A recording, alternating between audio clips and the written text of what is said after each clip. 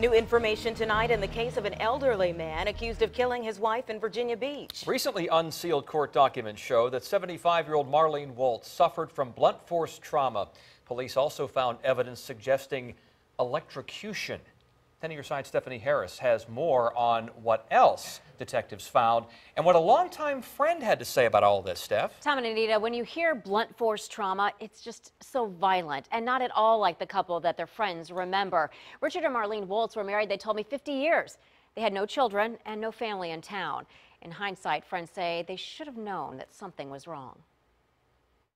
This is the Marlene and Richard Waltz friends remember. They would come over here and we'd have a bridge game every Tuesday evening. Kay Brownlow's been friends with the couple nearly 40 years. She describes how much they loved volunteering with the Boardwalk Art Show and Neptune Festival, and how Richard always supported his wife, especially as her health began to fail. He would try very hard to help her in a real kind of gentle way. He was very thoughtful. Kay noticed Marlene was becoming forgetful. Richard, too, she said, had recently gotten lost. I think taking care of her got to be just an awful burden and was probably more than he was able to do anymore. Police arrived at the couple's Virginia Beach home in January to find Richard had attempted to take his own life. He'd cut his throat. They found Marlene's body on the floor, covered with a blanket and covered in blood. I think he viewed it as an act of a kindness. Kay said she'll always believe that it was their decision to go together, a sort of mercy killing.